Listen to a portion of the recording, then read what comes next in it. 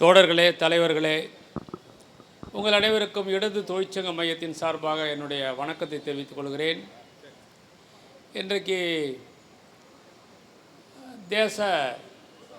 உண்மையான தேசபக்தர், உண்மையான வர்க்க போராட்ட வீரர், வர்க்க போராட்டமும் உண்மையான தேச பற்றும் உள்ள ஒரு மாமனிதனுடைய 153வது பிறந்த நாள்.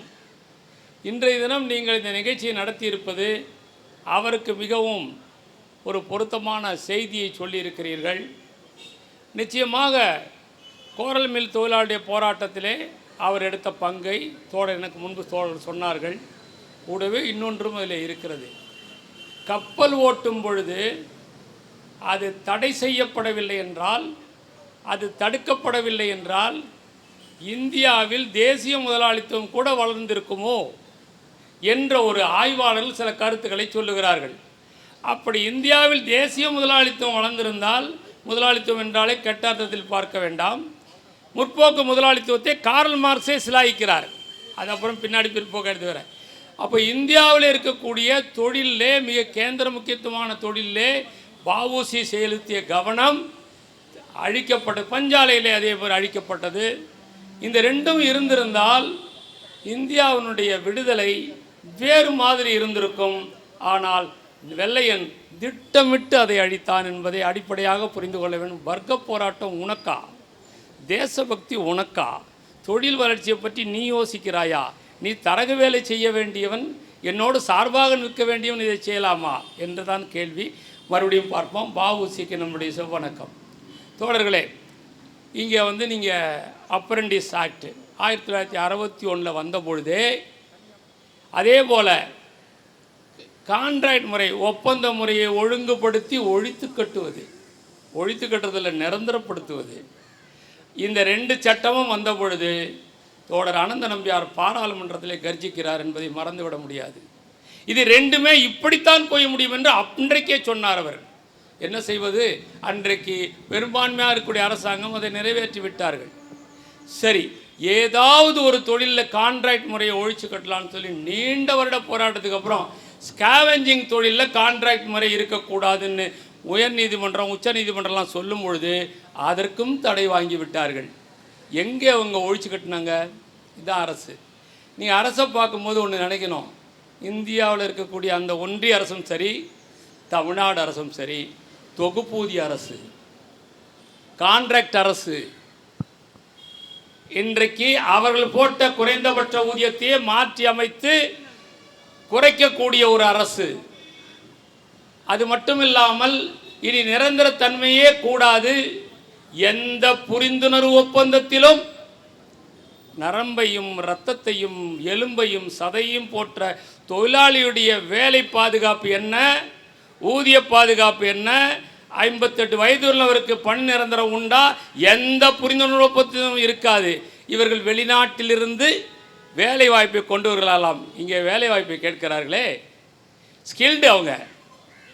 நீ ஸ்கில்டு இந்தியா சொல்கிறியே, ஸ்கில்டு உட்காந்துருக்காங்களே, பதில் சொல்லுங்கள். மோடி ஆனாலும் சரி, அது ஸ்டாலினாலும், யாராக இருந்தாலும் தொழிலாளிக்கு விரோதமாக இருந்தால், நான் இங்கே ஒரு சொல்கிறேன், சோவியத் யூனியன் கூட சில தப்புனால் செதஞ்சு போனதை நாங்கள் பகிரங்கமாக ஒத்துக்கிறோம். அதுக்காக கம்யூனிசத்து தப்புன்னு நான் சொல்ல மாட்டேன். அங்கே உள்ள அந்த போக்கு மோசமாகிடுது, ஒரு பேட்டர்ன் தோற்று போயிடுச்சு. பார்ப்போம். ஆனால் எந்த அரசாக இருந்தாலும் நீ பணி நிரந்தரமாக இருக்குது. என்ன, இவங்களை நேரடியாக உற்பத்தியில் ஈடுபடுத்தியிருக்கிறாங்க, இவங்களுக்கு பயிற்சி கொடுக்கல. இதுதான் மிக முக்கியமாக, வழக்கில் முக்கியமானது. இவர்கள் நேரடியாக நிரந்தர தொழிலால் செய்திருக்கக்கூடிய வேலையை செய்திருக்கிறார்கள். ஆகவே சட்டங்கள் என்ன சொல்வது என்றால், ஒருவரை சூப்பர்வைசர் என்று சொன்னாலும், மேனேஜரியல் ஸ்டாஃப் என்று சொன்னாலும், அவர் என்ன பணி செய்தார் என்பதை வைத்துத்தான் அவருடைய வேலையை அளவுகோட வேண்டும் என்று நீதிமன்றங்கள் சொல்லுகிறது.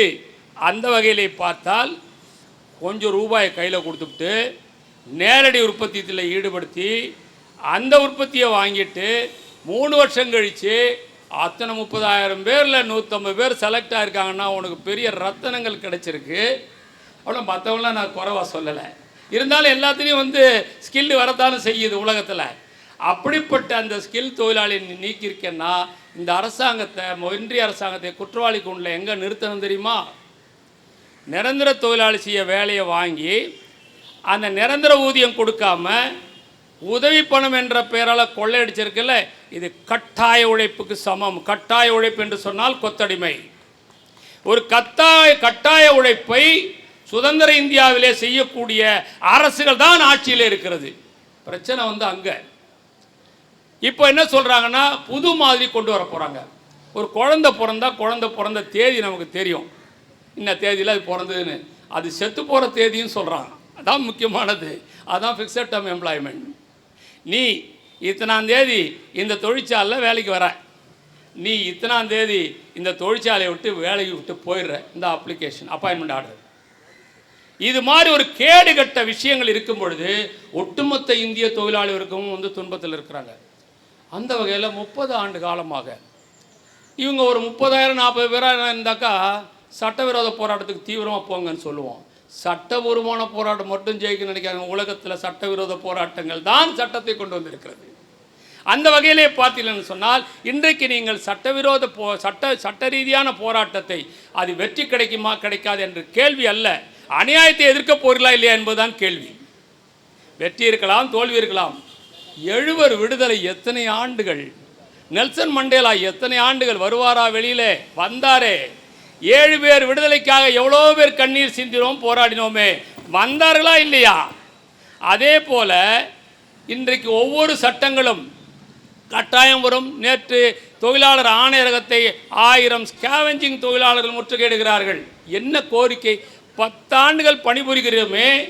19/1/2021 முதலமைச்சர் ஸ்டாலின் அவர்களே இந்த தொழிலாளர்களை நிரந்தரம் செய்ய வேண்டும் என்று எடப்பாடி அரசாங்கத்துக்கு ஒரு கடிதம் கொடுத்தீர்களே, இந்த கடிதத்தை அமுல்படுத்துங்கள் என்று கேட்கிறார்கள். வேற ஒன்றும் இல்லை, நீ கொடுத்த கடிதத்தை அமுல்படுத்துங்கள், நிரந்தரம் செய்யுங்கள் என்று. காவல்துறை அங்கே தடுக்கிறது. இங்கே கூட காவல்துறை இன்னும் உள்ள என்ன நல்ல வேலை அங்கே போக சொல்லாமல் இருந்தாங்களே, நாங்கள் இங்கே நடத்த மாட்டோம் தொடர், அந்த இடத்துல தான் நடத்துவோம். உடம்பு நீ என்னை சந்தில் தள்ளனா கூட சந்து முனைக்குவா. ஏன் இதை சொல்ல வரேன்னா, இந்த இதை மக்கள்கிட்ட போகக்கூடாது என்பதற்கு என்ன உண்டோ அதோ ரோட்டில் போகிறவங்களா எதாவது பார்த்து இந்த வாழ் தட்டியை கட்டியை பார்த்துட்டு ஓஹோ இதுதான் செய்தி தெரிஞ்சுட்டு போகிறாங்கல்ல, மாவோ சொல்கிற மாதிரி தட்டிகள் பேசும், மலைகள் பேசும், படகுகள் பேசும், அதில் எழுதினாக்க அது பேசும். அந்த வகையில் கூட காட்டக்கூடாது என்பதற்கு போலீஸ் இது பண்ணுது. நாளைக்கு இன்னொரு செய்தியும் உண்டு. போலீஸ் சப் இன்ஸ்பெக்டர் வரலாம் கான்ட்ராக்ட் விடலாமான்னு ஐடியா இருக்குது. அப்போ அவங்க என்ன பண்ண போகிறாங்க? இன்றைக்கி இந்த நாட்டில் எதுவும் நடக்கும். ஏன் போலீஸ் டிபார்ட்மெண்ட்டே கான்ட்ராக்ட் விடலாமே, கார்பரேட்டுக்கிட்ட நடத்துவாங்களே. செக்யூரிட்டி முறையை கான்ட்ராக்ட் விடும்போது டிபார்ட்மெண்ட்டே விடலாம். எல்லா அயோக்கியத்தனத்தையும் ஒன்றிய அரசாங்கமும் தோழர்களே, நான் இந்த அரசாங்கம் ஜெயிக்க வேண்டும், பாசிசம் வீழ வேண்டும் என்று வாக்களித்தது உண்மை. ஆனால் கண்டிஷனோடு, நீ தவறு செய்தால் மக்கள் போராட்டங்களின் மூலமாக உன்னையும் மாற்றுவோம் என்ற வகையில் தான் நாம் வாக்களித்தோம். ஆகவே முதலமைச்சரும் இங்கே உளவுத்துறை பிரிவுகள் எழுதி கொண்டிருப்பார்கள். இவர்களெல்லாம் சேர்ந்து இந்த தொழிலாளர்களுக்கு 30 ஆண்டுகள் கிடந்து, அது உனக்கு என்ன வேலை? போலீஸுக்கு இந்த நீதிபதிகள் இருக்காங்களே, நீதிபதி அந்த அந்த வழக்குக்கான தீர்ப்பை தான் எழுதணும். அதை விட்டுவிட்டு நான் சந்துரு சொன்னார் அதனால் நான் பொட்டு வச்சு போகிறேன்னு ஒரு நீதிபதி சொல்கிறாருன்னா என்ன? சந்துரு அவருடைய கருத்தை சொல்கிறாரு, சாதிகள் ஒழிய வேண்டும் என்பதற்காக சில கருத்துக்களை சொல்லியிருக்கிறாரு, அரசாங்கத்துக்கு கொடுத்துருக்கிறாரு, எல்லோரும் விவாதிக்கலாம். ஆனால் அந்த கேஸுக்கு அதுக்கு சம்மந்தம் இல்லை. அப்போ நீதிபதிகளும் நீதிமன்றமும் என்னென்னா நமக்கு நம்பிக்கை இல்லை. அதனால தான் ஒரு கேள்வி எழுப்ப வேண்டியதாக இருக்குது. சட்டம் காக்கிறதுக்கு போலீஸ் வருது, நீதியை காக்கிறதுக்கும் கோர்ட்டு வரேன்னு சொல்லுது.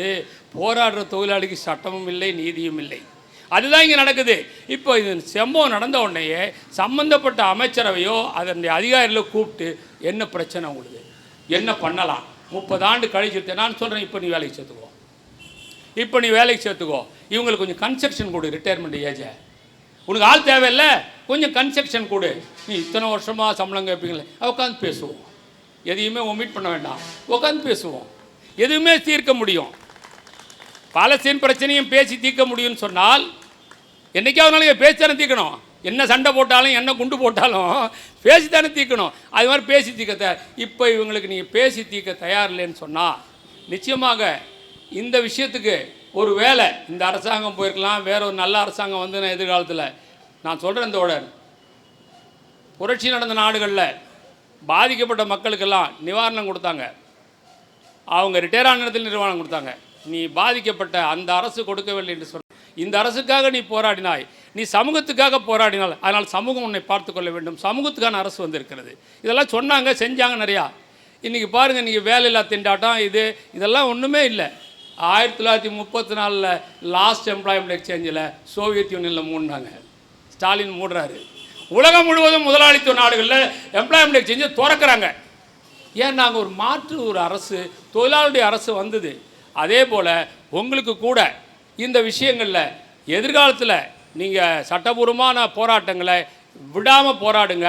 எல்லா தடையும் வரும், எல்லா வியாக்கியானங்களும் கொடுப்பானுங்க, எல்லா விதமான இன்டர்பிரேஷனும் கொடுப்பாங்க.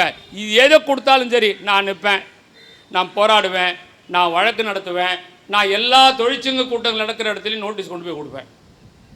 எல்லா தொழிற்சங்க கூட்டம் விவசாயிகள் ஜெயிக்கலையா தோழர்? அவ்வளோ பெரிய ஒரு கமா போட முடியாது, ஒரு புல் ஸ்டாப் வைக்க முடியாதுன்னு சொன்னவங்களை எடுத்து விவசாயிகள் என்ன பண்ணாங்க? டெல்லிக்குள்ளேயே நீ நுழைய முடியாது, ஒரு டிராக்டர்னு தடுத்தாங்களே, ஆணி அடித்தாங்களே. இப்போ ஒரு எம்பி டிராக்டரோட பார்லிமெண்ட் வாசலில் போய் நின்னார். அம்ரா ராம், சிகார் தொகுதி எம்பி, டிராக்டரோட போனார்னு சொன்னார். அது ஒரு டிராக்டர் அல்ல, 1000 டிராக்டர் வந்ததாக காமிச்சாங்களா இல்லையா? இதெல்லாம் எதை காட்டுதுன்னு சொன்னால், எங்ககிட்ட தொழிற்சங்கத்தில் தொழிலாளி வரும்போது ஒரு விஷயம் சொல்லுவோம். இந்த மாதிரி ஜெயிக்குமா தோக்குமான்னு கேட்காத, போராடுவோம். உனக்கு ஒற்றுமை வேணும், உறுதி வேணும், ஆனால் ஒரு சரியான தலைமை வேணும். நான் தலைமை கொடுக்க தயார், நீ ஒற்றுமையாக உறுதியாயிரு. அநியாயத்தை எதிர்க்க போறியா இல்லையா என்ற கேள்விக்கு மட்டும் நீ பதில் சொல்லு. இது எனக்கு அநியாயம், நான் என்ன தோத்தாலும் சரி. வரலாறு முழுவதும் வெற்றி பெற்று தோல்வியடைந்துள்ள நிறைய இடங்களில் ஜெயிச்சிருக்காங்க. அந்த வகையில் உங்களுடைய இந்த போராட்டம் நீங்கள் தொடரணும். ஒருவேளை இதுவே முன்மாதிரியா, எத்தனையோ வழக்குகள் முன்மாதிரியாக வந்திருக்கு. இன்றைக்கும் மாருதியில் இருக்கக்கூடிய தொழிலாளர்கள் அநியாயமாக 13 பேர் இன்றைக்கும் 10வது ஆண்டுகளாக சிறையில் இருக்கிறார்கள், ஆயுள் தண்டனை. எந்த தவறும் செய்யவில்லை தோழர்களே. பிரிக்காலில் எந்த தவறும் செய்யவில்லை. 27 பேருக்கு என்ன விடுதலையோ அது 2 பேருக்கும் பொருந்தும். வேண்டுமென்றே 2 பேர் 9வது ஆண்டு ஆயுள் தண்டனை அடைந்திருக்கிறார்கள் சொன்னால் உச்சநீதிமன்ற கதவுகளை தட்டி கொண்டிருக்கிறோம். தள்ளுபடி செய்து கொண்டே இருக்கிறார்கள். மீண்டும் மீண்டும் தட்டுகிறோம். தமிழக தொழிற்சங்க இயக்கத்தினுடைய தொழிலாளி வர்க்க இயக்கங்களுடைய தலைவர்களை, அரசியல் கட்சி தலைவர்களை சந்திக்க இருக்கிறோம். யார் யாரையோ விடுதலை செய்கிறார்கள். கொலைகாரனையும் கொள்ளைக்காரனையும் சமூக விரோதிகளும் உடனடியாக விடுதலை செய்கிறே. மக்களுக்காக போராடினார்கள், அவர்களை ஏன் விடுதலை செய்யவில்லை என்று கேள்வி கேட்கிறோம். அந்த வகையிலே தோழர்களே, நாம் நிச்சயமாக ஒன்றை மனதில் வைத்துக் கொள்ளுங்கள். இதில் திருப்பி திருப்பி சொல்ல வேண்டும். இது சிங்காரவேலுடைய மண், ஞாபகம் வைத்துக் கொள்ள வேண்டியது அது. இது சீனிவாசராவுடைய மண், இது பெரியாருடைய தந்தை பெரியாருடைய மண், இது வஉசியுடைய மண், இது டாக்டர் அம்பேத்கருடைய மண். ஆகவே அவர்களெல்லாம் நமக்கு வழிகாட்டுகிறார்கள்.